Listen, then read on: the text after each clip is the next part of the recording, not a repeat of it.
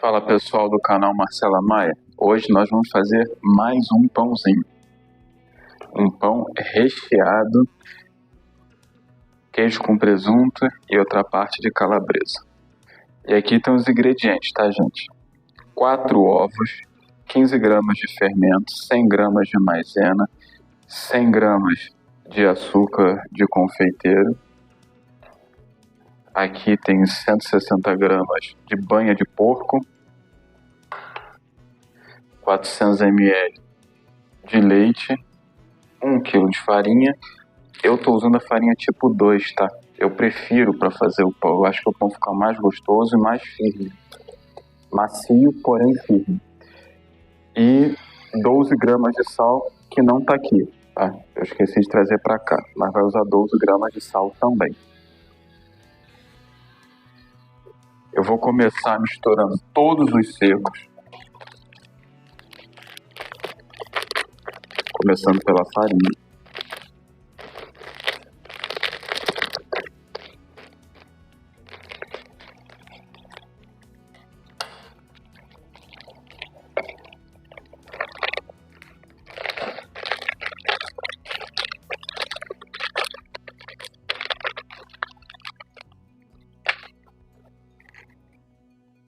Maisena, açúcar. O açúcar é o cristal, mas pode ser o refinado, não tem problema nenhum. Fermento.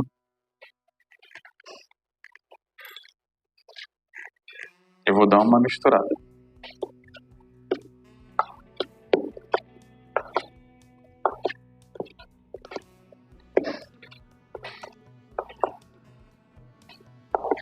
Pãozinho é sempre bom para aquecer o coração e encher a barriga, né? Eu gosto muito de fazer comida assim em casa, sabe? Fazer uma coisa gostosa, um pãozinho, uma pizza. Eu acho que esse tipo de coisa é muito importante. Aquilo que a gente faz com amor e carinho traz um sentimento sempre muito bom, até para a pessoa que vai comer. Agora eu vou quebrar os ovos. Eu já sei que não tem nenhum ovo podre, tá, gente? Mas eu vou quebrar e separar de qualquer forma. Por que eu sei que não tem nenhum ovo podre? Porque eu fiz o teste com a luz. Mas é sempre bom. Até porque eu sei que vai ter gente que vai ver no mudo, vai ter gente que vai ver correndo o vídeo, não vai prestar atenção, vai sair pulando. Aí não vai ver por que eu sei que o ovo não tá podre.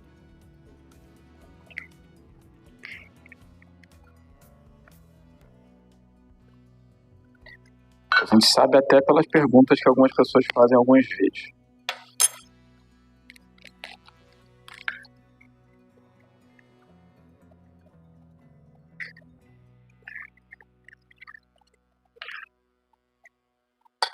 Mas quem acompanha o canal, eu acho que já mostrei para vocês. Que é só pegar uma lanterninha, colocar no ovo. Se o ovo não tiver nenhuma mancha preta, significa que ele não está podre. Se aparecer qualquer manchinha escura, o ovo está podre. A não ser que você more na roça e demorou para pegar o ovo ou deixar ele no local muito quente. Você está usando ovo de galinha caipira, pode ser que o embrião já tenha se desenvolvido. Aí são outros 500. Os ovos estão colocados, eu vou começar a incorporar na massa os ovos.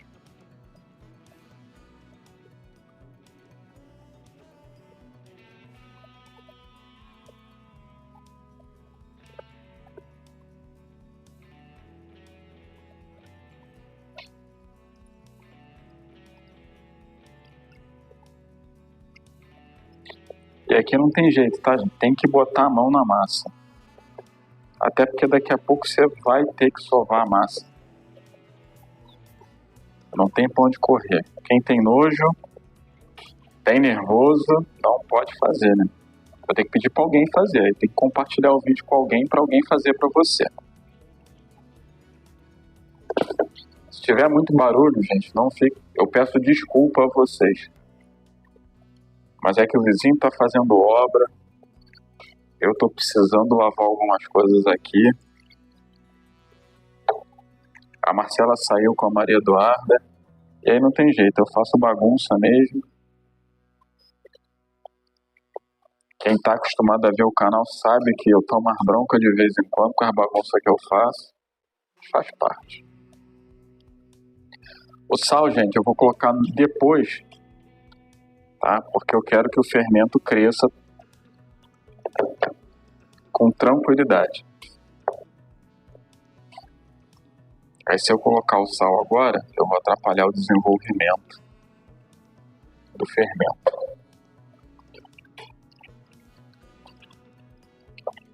Lembrando para vocês que a quantidade de leite pode ser maior ou menor. Por que pode ser maior ou menor? A farinha tem sua umidade própria. Tem a quantidade de umidade também que ela consegue absorver. Tem farinha que tem época que a farinha absorve mais, tem época que a farinha absorve menos. Vai depender do plantio dela, vai depender da condição que ela foi guardada, da moagem. Uma série de coisas vai influenciar na farinha.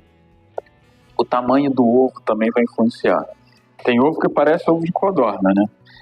Outros ovos vêm parecendo ovo de avestruz. Aí fica difícil a gente julgar a quantidade de leite.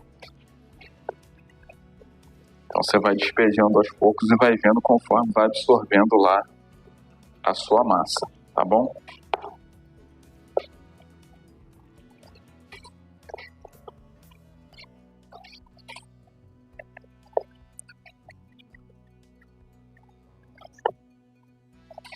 A minha aqui vai aceitar um pouquinho mais de leite.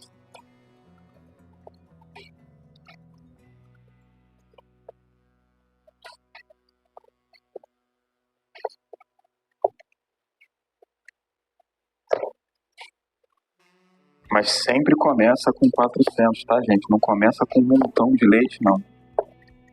Porque é mais fácil faltar e eu acrescentar aos poucos do que eu colocar um montão de leite e depois ter que agregar mais farinha. Porque muda completamente a divisão de coisas na massa. Aí vai mudar a proporção de fermento, vai mudar a proporção de gordura. E aí é mais complicado da gente resolver.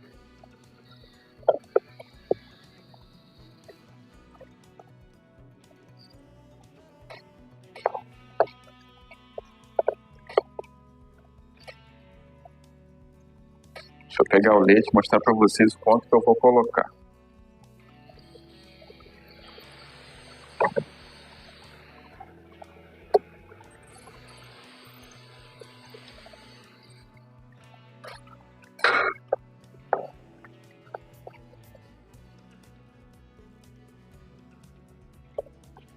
Foi bem pouquinho, tá, gente? Aqui não chegou nem a 15 ml.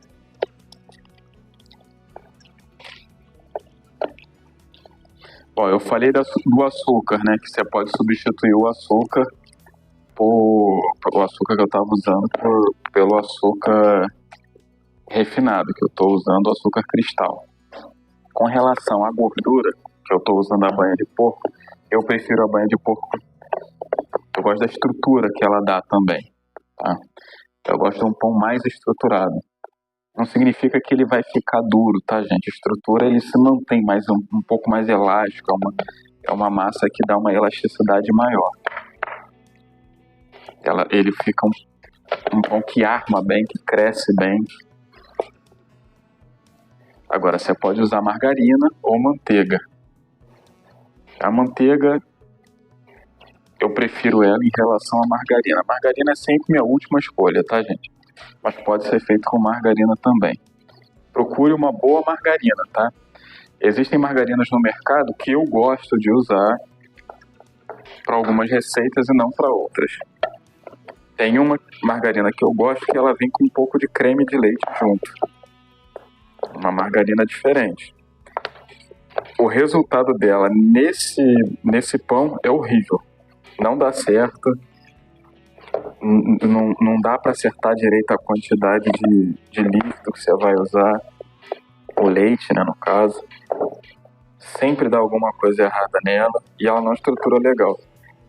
Mas quando eu vou cozinhar com ela, eu prefiro o sabor dela para fazer comida. É diferente, né? Mas é assim. Já as outras margarinas normais, sem creme de leite, dão até um resultado bom. Mas eu não gosto do sabor da margarina. Eu prefiro a manteiga, que é o correto, né? Na hora de... Correto não, né? Mas é o comum na hora de fazer pão, bolo. A manteiga é o original. Mas eu gosto muito de banha de porco. Gosto muito do resultado dela. Para cozinhar, o sabor é maravilhoso. E dependendo do pão que eu vou fazer, eu prefiro tirar a gordura do próprio porco. Pega a gordura do porco, quando a gente come um pedaço de porco, ou de um bacon bem gorduroso, a gente vai tirando. Olha, a massa já tá aqui, já absorveu a farinha, já absorveu o leite, e eu vou começar a colocar a banha aos poucos. Vou incorporar a gordura aos poucos. Tem que ser assim, tá, gente? Não pode colocar a banha primeiro, porque senão a gordura vai envolver a farinha e vai demorar para você conseguir incorporar o leite na farinha. A farinha não vai absorver. Então você começa primeiro com o leite, com aquoso. E depois você entra com a banha. Posso fazer com óleo? Pode. Eu já fiz com óleo. Não aconselho. É mais difícil de incorporar. Como o óleo ele já fica líquido em temperatura ambiente, o resultado final vai ser uma estrutura diferente no bolo, no pão. Eu não gosto muito de usar o óleo nessa receita. Na massa de pizza eu já prefiro usar o óleo. Já não uso a banha, nem a margarina, nem a manteiga.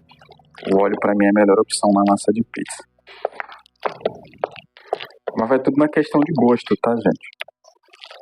E da realidade da pessoa. Às vezes, quero fazer. Tô com preguiça de ir no mercado. O mercado é muito longe, moro longe do mercado. Aí quem tá assistindo de São Paulo vai falar assim, mas que doideira, longe do mercado. Quem mora no interior, às vezes o mercado fica a alguns quilômetros de distância. Cada um tem uma realidade. Eu acho muito interessante isso, porque às vezes a gente passa algumas receitas e aparecem pessoas de outros países, né? E determinados produtos não vendem em outros países.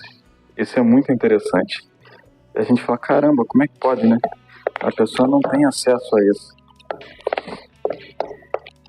Margarinas não são aceitas em todos os países.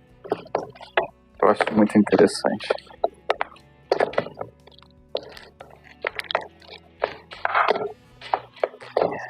Se você é de outro país, deixa um comentário aqui, ou até mesmo do Brasil, de onde vocês estão assistindo esses vídeos.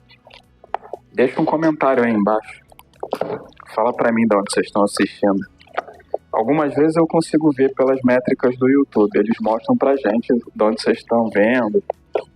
Mas às vezes não dá pra gente saber. E não dá pra associar, né? Vem um dado muito aberto. Não dá pra saber quem é quem. É bom conhecer as pessoas que seguem a gente. A gente fica feliz com isso. Eu me alegro. Eu lembro de um comentário de uma pessoa que chegou em casa, acho que era um rapaz, salvo engano, e a Marcela tem um vídeo de como fazer uma farofa de ovo. Ele só tinha farinha e ovo em casa. Sabe, quando você chega cansado do trabalho à noite, tem que fazer as coisas e não faz a mínima ideia. Ele assistiu esse vídeo. Não sei se ele sabia cozinhar outras coisas. Eu sei que ele agradeceu muito e virou seguidor, se inscreveu no canal por conta dessa... Uma receita simples, uma farinha de ovo. Mas o legal foi a gratidão dele na gente ter salvo ali o jantar da pessoa. Poxa, isso é muito interessante. A pessoa não ter ter lá alguma coisa ou outra e conseguir fazer. As crianças aqui em casa falam que eu faço mágica na cozinha, né? Que às vezes tem só o básico, eu olho lá. Mas assim, final de mês. Final de mês é clássico, né? A gente já não tem muita coisa dentro de casa, olha pra geladeira. O que eu vou inventar aqui? E aí a gente fica praticamente no básico, né? Arroz, feijão e uma carninha. Não sai muito disso, não dá pra inventar muita coisa. Mas aí é que entra um pouquinho de criatividade na cozinha. Coisas que a gente normalmente tem lá na geladeira, a gente vai misturando. Às vezes é um restinho daqui, um restinho dali. A gente vai fazendo coisas. E quando a gente compartilha isso na internet, às vezes é só isso que a pessoa tem dentro da geladeira. Como foi o caso desse rapaz.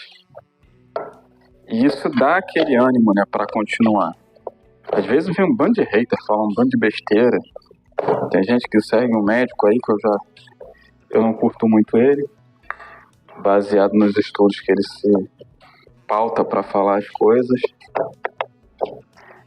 Aí falam uma série de lambança que eu fico até chocado. Mas as pessoas vêm aqui criticar, falar que não é pra usar óleo de soja.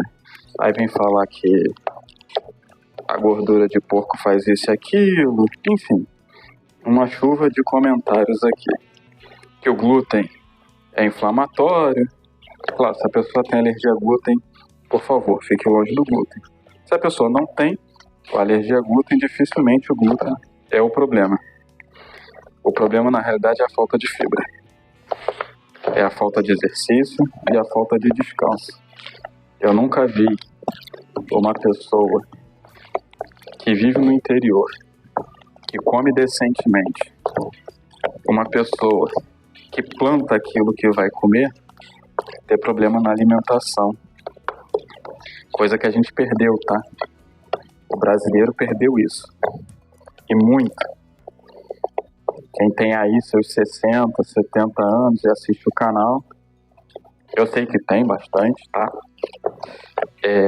Essas pessoas, elas têm essa lembrança, né? Algumas até podem ter.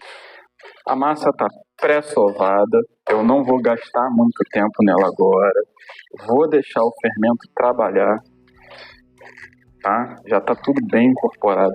Vou deixar o fermento trabalhar. Enquanto o fermento trabalha, eu vou fazendo outras coisas. Uma delas é lavar isso aqui, tá? Vou deixar a massa descansar. Quanto tempo? Provavelmente vai ficar 1 hora descansando, porque tá quente aqui. Vou deixar ela descansar pelo menos até ela dobrar de tamanho, porque ainda vou ressovar ela e colocar o sal. Depois que eu colocar o sal, ela descansa mais um pouquinho de novo. Gente, a massa dobrou de tamanho, tá vendo? E eu separei o sal que eu disse que tinha que colocar. Vou pegar a massa, já está tão bonitinha lá baixando.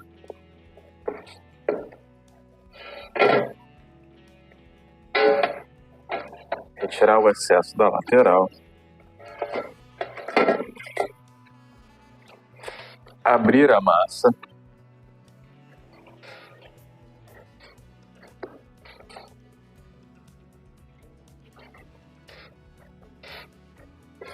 E vou espalhar um pouco de sal. Vou jogar o sal aqui em cima. Ups.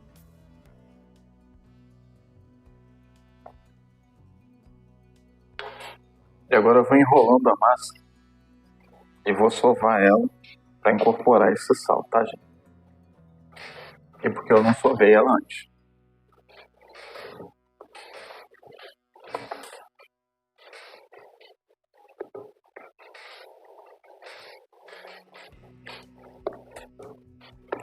Guilherme fez o pão todo, já enrolei tudo, esqueci de colocar o sal. Tem problema? Não necessariamente. Eu já fiz o pão, esqueci de colocar o sal. Não fica tão gostoso quanto com sal, óbvio, né? O sal é um realçador de sabor. Mas dependendo do recheio que você vai colocar, o sal não faz tanta diferença. Você vai usar um recheio bem salgado, como é o caso da calabresa. A calabresa costuma passar bastante do sabor dela pro resto da massa, junto com queijo e tudo mais. Não tem problema não. Vou fazer um recheio doce nesse pão. Eu resolvi, na realidade, rechear ele com Nutella, com chocolate, sei lá, com alguma coisa doce. Goiabada, queijo com goiabada. Não vai fazer tanta diferença. A massa está sem o sal, tá? Até porque essa massa ela fica com um fundinho um pouquinho doce. É a graça dela. Eu vou fazer ela com uma canela, açúcar e manteiga, né? Parecido com cinnamon roll. Também pode ser feito. Aí nesse caso, o sal também não vai fazer diferença. O importante aqui, como eu vou fazer salgado, né? Eu gosto de colocar o sal.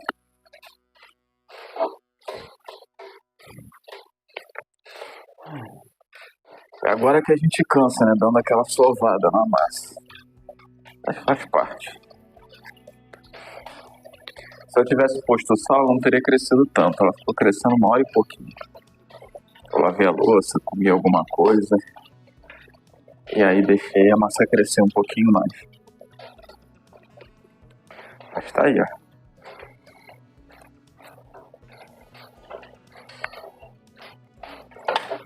Fica mais fácil sovar a massa depois que ela dá o primeiro crescimento, tá, gente?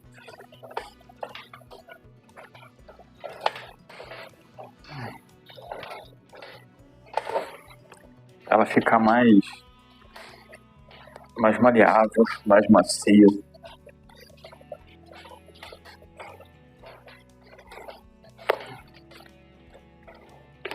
E ela não precisa gastar tanto tempo sovando.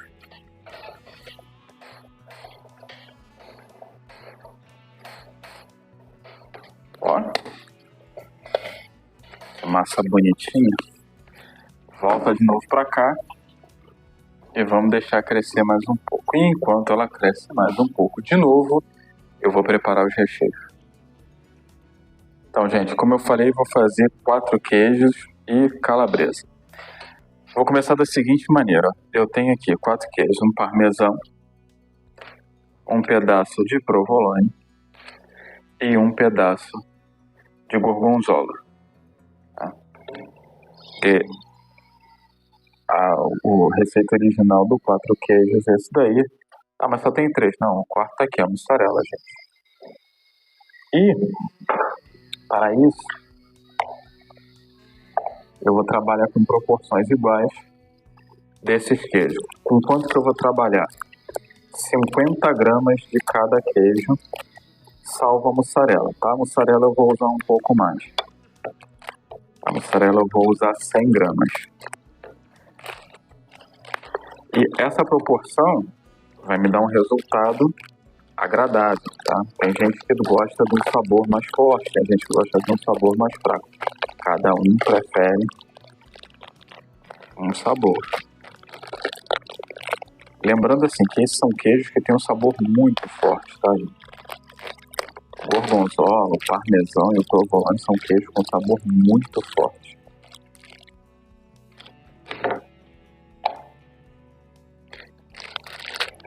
Deixa eu ver quanto que tinha nesse aqui. 106 gramas, tem que usar a metade dele.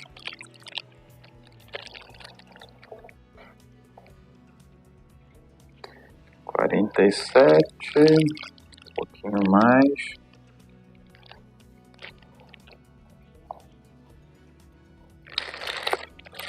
$52. 51, 52. Perfeito. Provolone tá com 100, quase 200 gramas. Um quarto dele, mais ou menos, que eu tenho que cortar. Eu não vou usar a casquinha do provolone, tá, gente? Eu não vejo problema nenhum de comer, mas no 4 queijos eu acho que fica feio. Ah, Guilherme, 4 queijos é muito caro. Eu concordo que é um pouco mais caro que outros recheios, mas ele não é tão caro assim. Dá uma apresentação boa, é muito gostoso. Eu não acho um absurdo de caro. Vou até fazer o cálculo daqui a pouco para vocês. Que a gente usa tão pouco desses queijos mais caros em relação aos outros. Deixa eu ver quanto isso aqui ficou pesando. 38 menos a casquinha.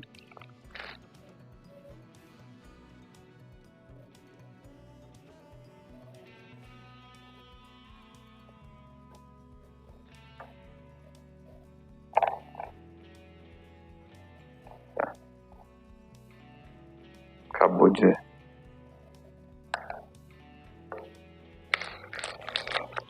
Deixa eu cortar logo mais um pedaço.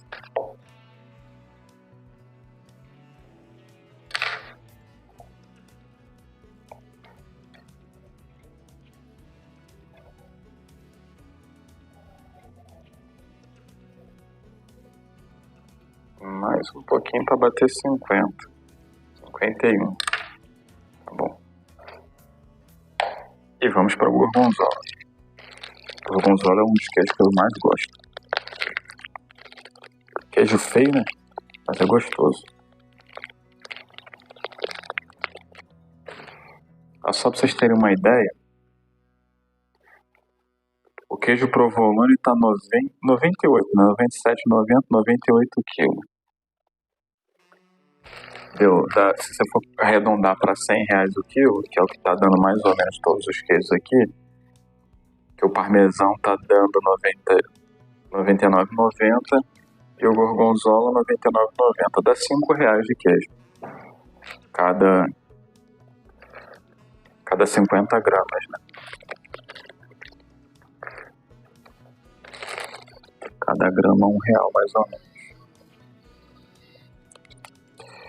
Eu acho que vale a pena, tá, gente? Bastante.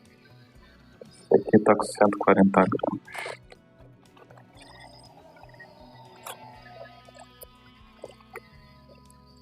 Pra quem gosta, é claro, né? Quem não gosta, imagina, fazer uma coisa que não gosta.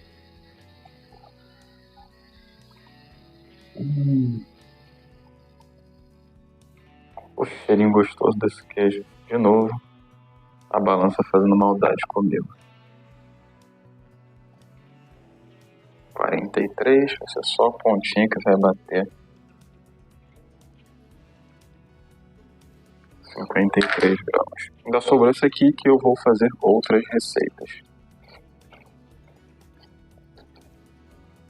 Rola tudo isso aqui e vamos guardar.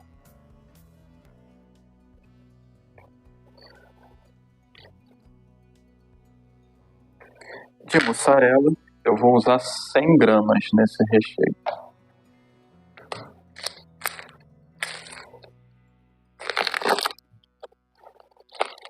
Lembrando, como eu vou fazer um pão, eu vou pegar tudo e vou botar no multiprocessador, tá? Vai sair meio que uma farofinha de queijo.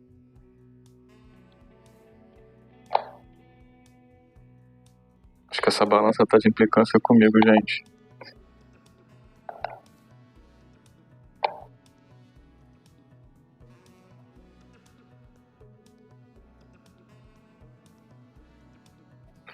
Já não serviria para trabalhar em supermercado, que nenhum corte meu foi preciso.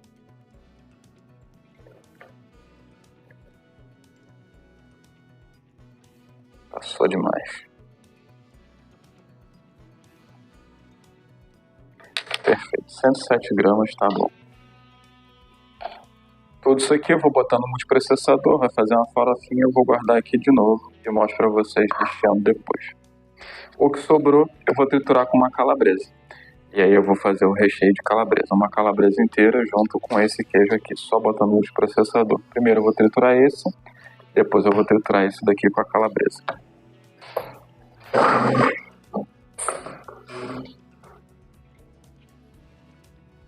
Pronto, pessoal, queijo triturado com a calabresa e o 4 queijos triturado aqui.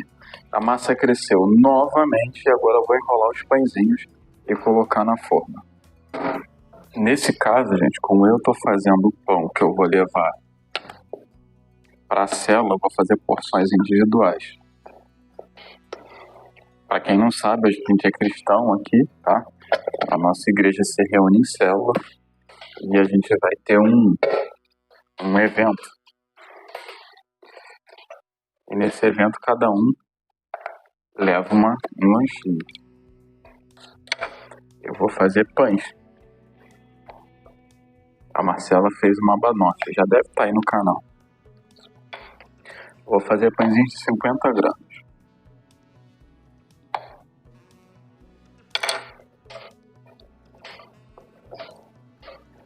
Mas você pode fazer um pão só, grandão, colocar numa forma grande, não tem problema nenhum, tá? É até mais fácil na hora de enrolar do que enrolar vários pãezinhos pequenininhos. É muito pão para enrolar.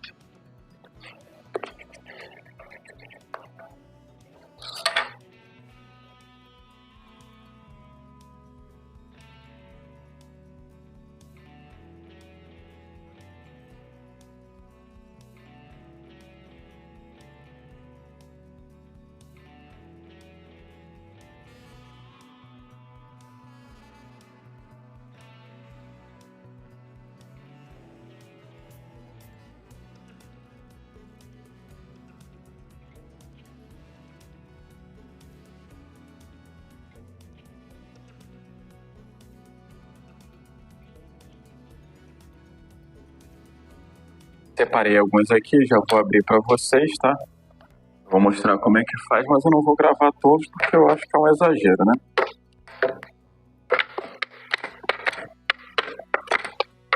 Abri o pãozinho, coloco um pouco do recheio. Esse é o 4 queijo.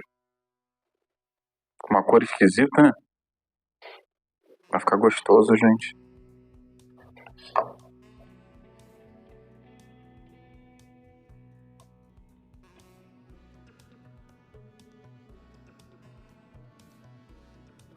Eu vou enrolar o pãozinho.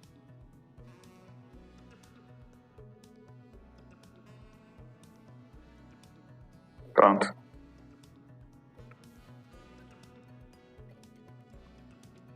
Pãozinho enrolado. Coloco ele na forma. Não esqueça que esse pão vai crescer. Ele vai pelo menos dobrar de tamanho. Então, quando você for colocar o próximo, você tem que dar um espaço do próximo. Eu vou mostrar mais ou menos o espaço que eu vou dar. Guilherme, preciso pincelar o ovo em cima? Olha, fica mais bonito, tá? Mas eu, por exemplo, eu não pincelo o ovo em cima. Eu não gosto da textura que fica o ovo em cima. Me incomoda. Mas é uma questão puramente pessoal. Esteticamente ele fica mais bonito, mas eu não gosto da textura que dá. Tem gente que faz uma mistura de leite com açúcar também, para dar aquela dourada.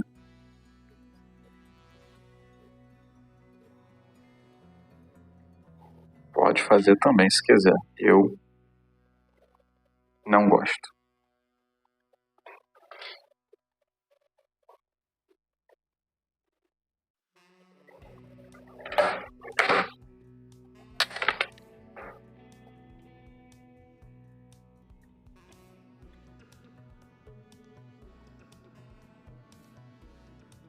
Ele aqui, ó, com certeza vai grudar um no outro, tá? Vai ficar encostado um no outro. Quando eu colocar o outro que vai ficar mais ou menos aqui, vai encostar também.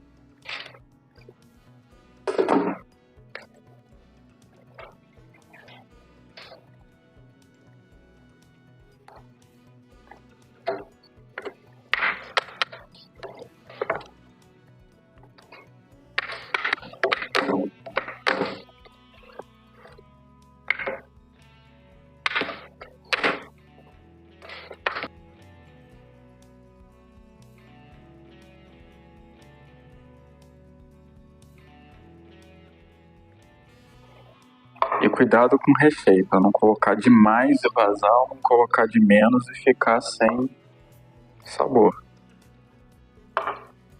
Se você for fazer para vender o pão, o ideal é que você pese o recheio e determine a quantidade ideal que você gosta de usar. Faz um teste, claro, antes,